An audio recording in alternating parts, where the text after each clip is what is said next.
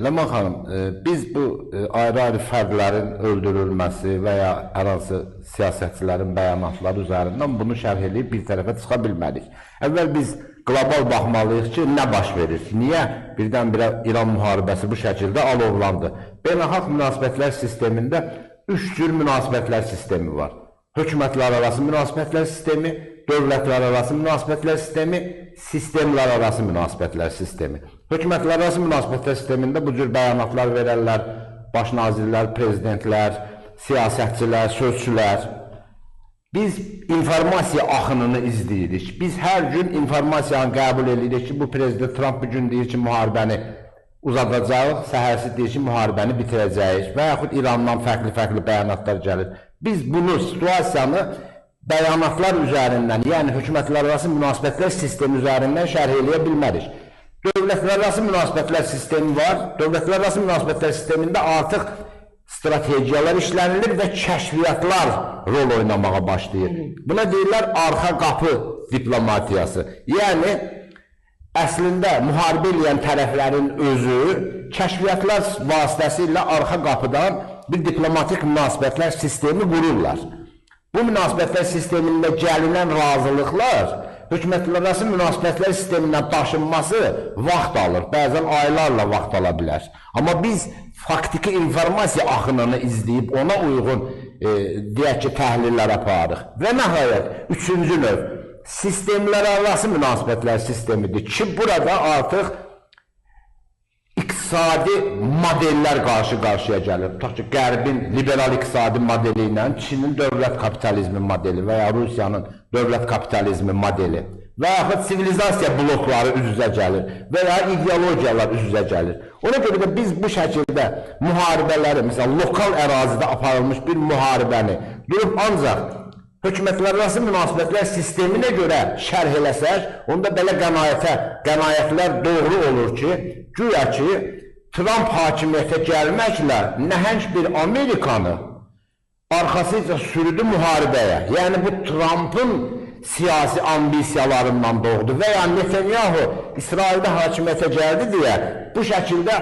ambisiyalar ortaya çıxdı. Bu yanlışdır, bizi yanlışa götürər. Amerikada, qlobal sistemlər də bir adamın emosiyaları ilə, qərarları ilə, arzuları ilə böyük bir dövləti, dünyadakı təhlükəsiz sistemini riskə ata bilməz. Bu, sistemin özünün verdiyi qərardır. Sadəcə sistemlər yumuşaq fəaliyyət göstərmək istəyəndə yumuşaq üzünü qabağa verir, demokratiya və hüquqdan danışır qlobal yayılmada. Müharibə ilə zorla bu işi həyata keçirmək istəyəndə, o zaman bu şəkildə adios Trump kimi, Netanyahu kimi, müharibə tərəfdarı, aqresiv güc tərəfdarı insanları hakimiyyətə gətirirlər. Bu sistemlər arası bir rəqabətdir və burada Huntingtonun məşhur sivilizasiyaların toqquşması, o konsepsiya nəzəriyyə olaraq biz onu gözümüzün qabağına gətirsək və dünyada bunu qarşı durmanın, yəni yeni dünya düzəni dediyimiz düzənin sancılarıdır bu müharibələr, ayrı-ayrı müharibələr və İran təbii kilit ölkədir. Niyə kilit ölkədir?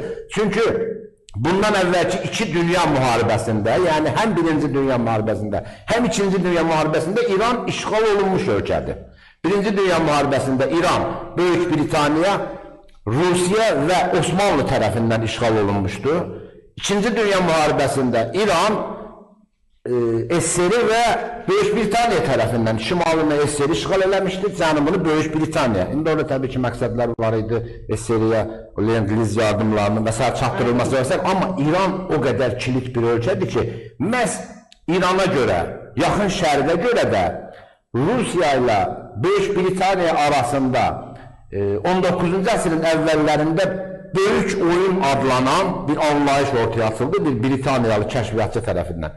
Daima Rusiya ilə Böyük Britaniya arasında həm Orta Asiya ilə, həm Yaxın Şərqlə, həm Asiyanın cənubu ilə bağlı, Hindistanla bağlı bir rəqabət var və bu dünyanın şəkillənməsində önəmli rol oynayır. Daha anlaşılan dildə tamaşaçılara demək istəyirəm ki, bizim efir rejissorundan da xahiş eləsək, biz efirə Avrasiyanın xəritəsini gətirsək, o qlobusda, görərik ki, bax, yeni dünyada, hal-hazırda yəqin ki, efirdədir həmin şəkil, bax, yeni dünyada bu gördüyünüz o yaşıl ərazi ki var, O yaşıl ərazi bax Avrasiyadır, bu yer kürəsində. Bu Avrasiyada dünya əhalisinin 8 milyardın 70%-dən çoxu yaşayır.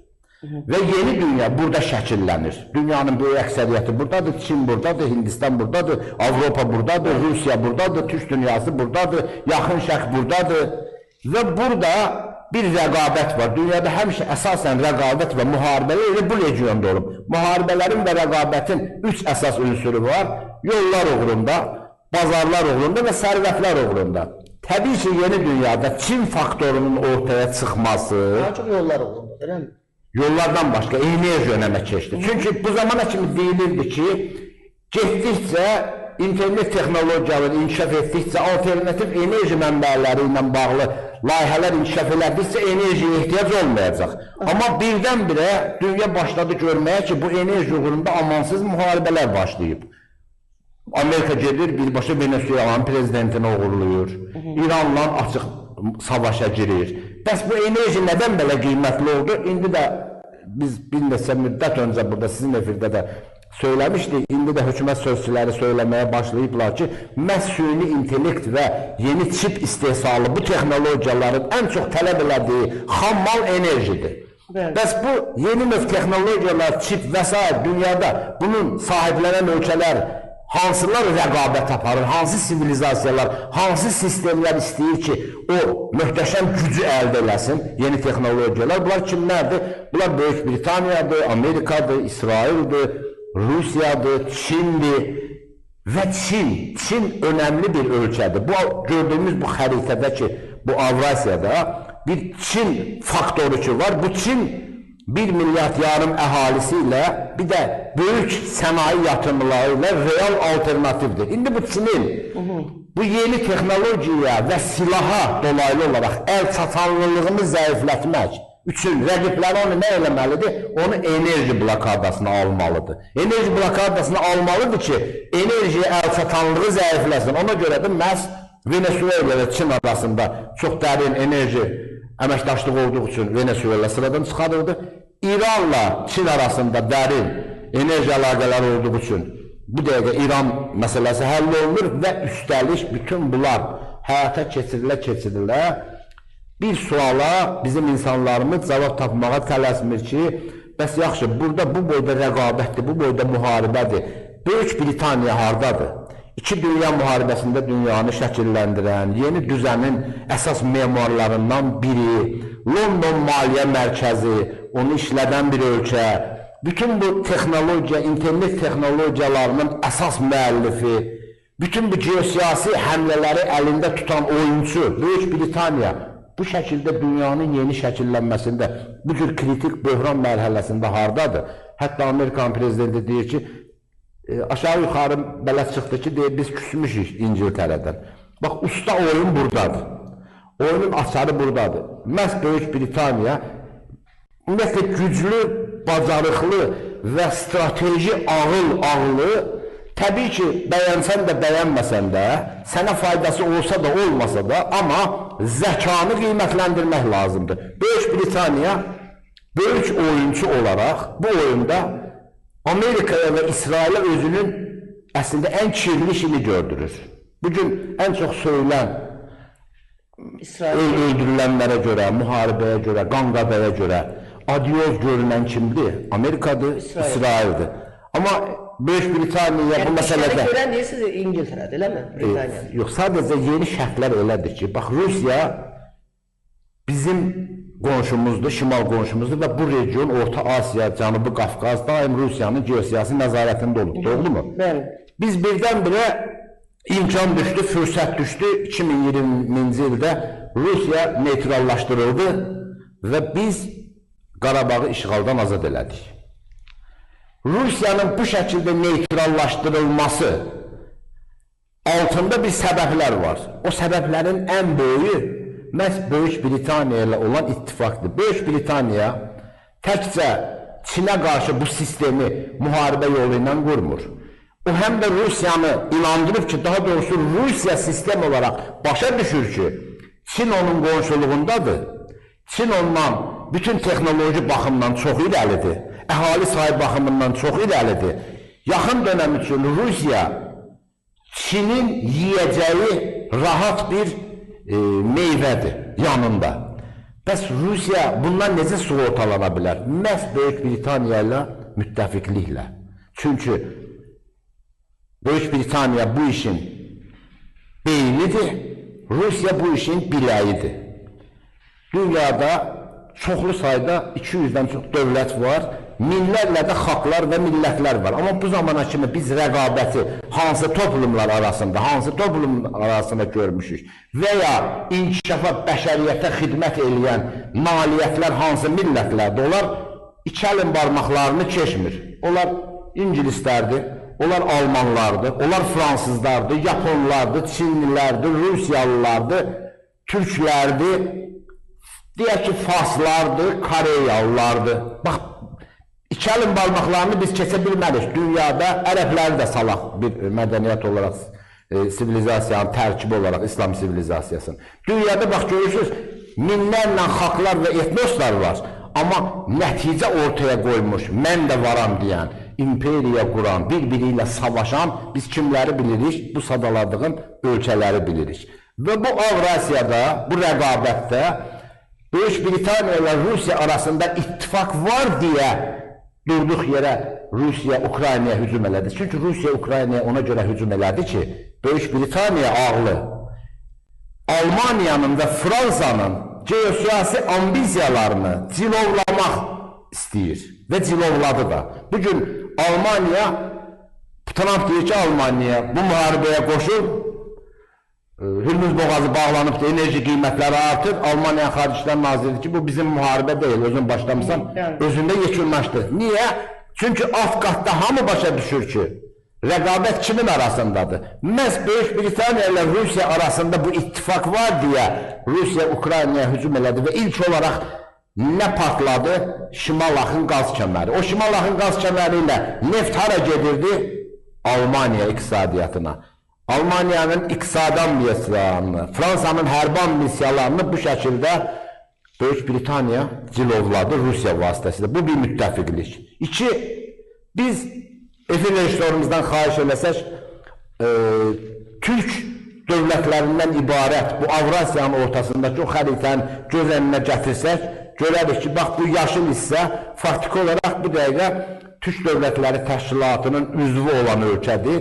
İki açıq səma rəngində görünən şəklin biri Türkmenistandır, çünki Türk Dövlətləri Təşkilatında müşahidəçi qismindədir, digəri də Macaristandır. Amma biz nəyə diqqət eləyək? Əvvəlki xəritə ilə müqayisə eləsək görərik ki, məhz rəqabətin getdiyi, yolların olduğu, daşınmaların olduğu, istehsalatın böyük olduğu, bazarın böyük olduğu, bu Avrasiyanın ortasında bir Türk zolağı var.